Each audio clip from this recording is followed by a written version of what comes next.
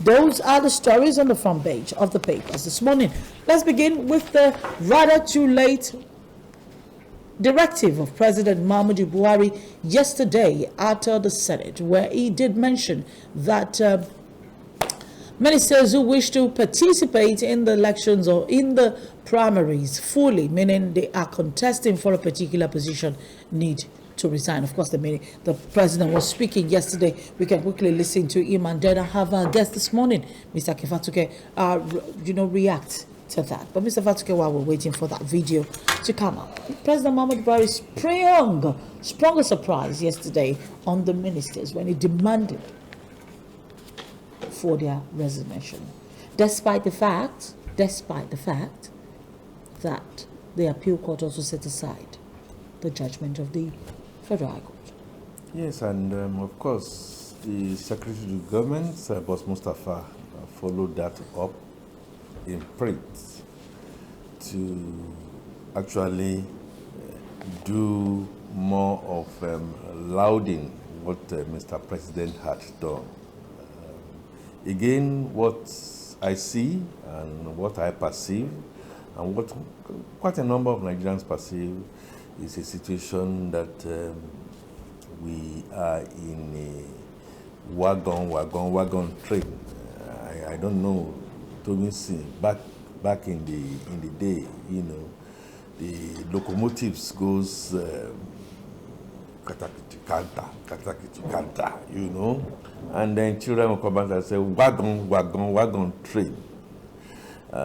In 2021, for us to be seen as being led the way we are being led is, to put it very mildly, very shameful. I think my reaction to it is springing a surprise on the minister. It's too little, it's too late, and most unfortunately, if this is what we have to kind of contend with in our 2022-2023, I think Nigeria has lost it. Nigeria has dropped the ball, and we are being most administratively incompetently being led. I do not have any doubt in my mind to align myself with Chief Olufalaye, who said we are being driven into an utter state of anarchy. Mr. President thinks he's done himself a favor. He thinks he's done Nigerians a favor by coming so slow, by coming so late, by now wanting to do what he needed to have done. In any case, much earlier. That has always been the trend. Anyway, I like the former Senate President Ken Nnamani, who actually said that what we are having in Buhari is the extent of his knowledge, extent of his exposure, and extent of all what it things that he can make. But I, being a Nigerian who has had to go to school and who has interacted with peers, seniors and juniors in other climes, I have my face covered in palpable shame that this is exactly what we have. Now, this is the beginning of the retinue of confusion that we are going to continue to see. Okay. On the public space, is he going to, is he not going to, rumor upon rumor, the person that will succeed me, if they know him, is going to die. I don't care about 2023 election. Safe to say, with all due respect, which is becoming disrespect in many quarters, not just in Nigeria, outside Nigeria, the President of the Federal Republic of Nigeria has not driven these carts well. He has not led from the horns, like Professor Tahir, late Professor of Sociology, Ibrahim Tahir said. He has not led by the horn, and center is not holding We seem to be going down the way of anarchy, guesswork upon not guesswork, all because allegedly we have some kind of agenda that most citizens cannot really understand. Now, that was given. We hear one person has resigned. In any case, that's the Junior Minister of Education. And if you asked me, genuinely, if you asked Mr. Wajuba, what is he really doing there? Wobbling and fumbling when the nation education system is in comatose.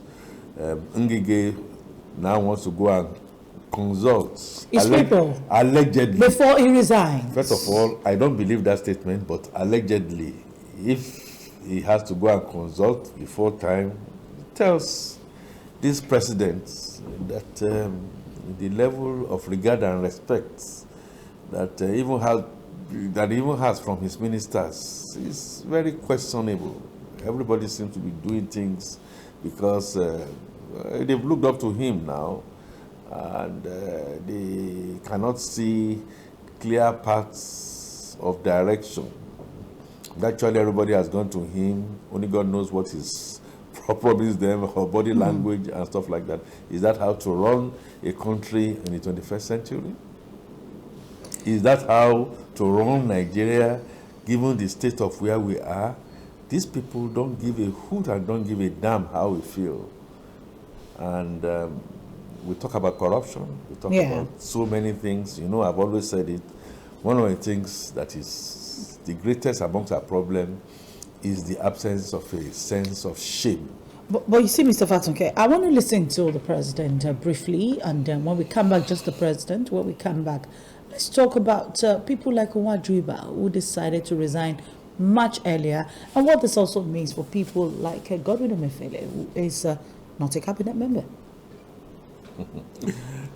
Yeah, Emefiele, by the memo that came from the secretary to government, yes. I believe strongly Mr. President has spoken. It's now been put in words. We have never had it so bad. We have never had shamelessness gone so bad.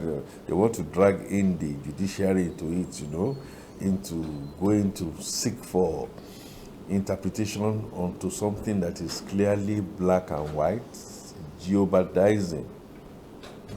I pray I'm wrong, jeopardizing the sanctity of 2023 elections, whether it's going to hold or not. So what about it? And yet, we say in Africa, the military wants to sit tight. Is this not Gestapo military in civilian uniform, wanting to eat your cake and having it when the whole nation is crying and is begging for direction to move forward? I think the leadership question in this part of the world, especially in Nigeria, continues to be a bane. We have osmotically thrown to the fore the misfits. We've thrown to the fore people who don't have moral rectitude, people who don't have emotional intelligence, and people who are in there for I, me, and myself alone. Let's listen to the president briefly, and then we're back here.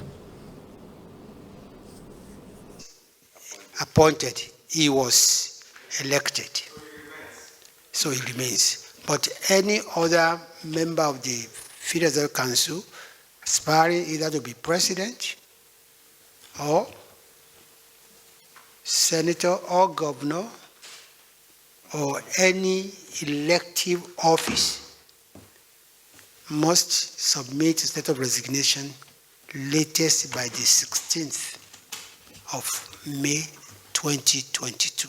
Thank you very much. To ask to appoint members of his cabinet, reshuffle them,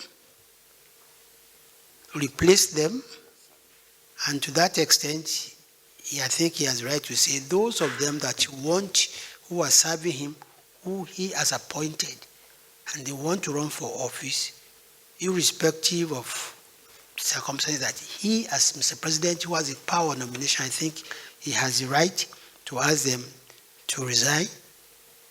And this, I don't. This is an issue that force within, well, I don't want to commit myself, but let me just restrict myself to say that I believe that Mr. President has the right to appoint, remove, reshuffle, or change any minister.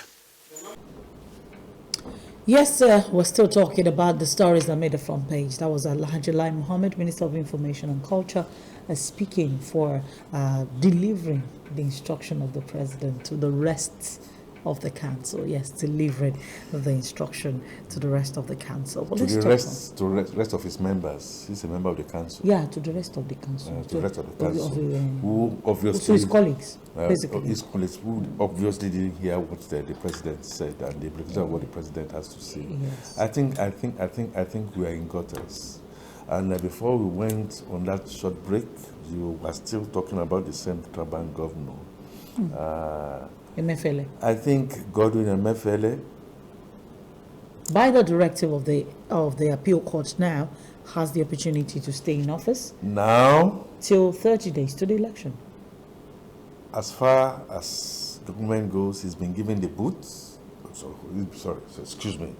He's been clearly told to either resign or stay in office. I have never seen a situation where somebody has come from the Nigerian situation, let's say call it some grace, to grass. So you need somebody to come tell you what you need to do.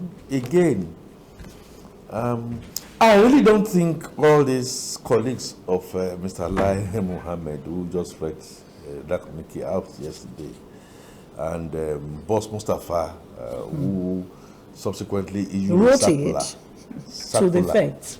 a circular to the effect, specifically mentioning, heads of parastatals, agencies of governments, ministers, and appointees. I have never read it either in history contemporarily or in time past, seen situations where people have just deliberately chosen to be blind and deaf. And it tells one thing: they don't care what you will feel. And if they are looking at the head or the body language of the head or the capacity or incapacity of the head, so everybody is going into their own jaga jigi janga wagon train trajectory. Is there any reason why we are where we are today? Is there any reason where like virtually anything you can think of seems not to be working? Is there any reason where we have pockets of people here and there? We now have allegedly Minister of Justice and the Chief Legal Officer of the country. We haven't had anything said about that, about him and the guy inside of Central Bank. Are we therefore saying that we are running a society that is based on rule of law, of equity, of fairness?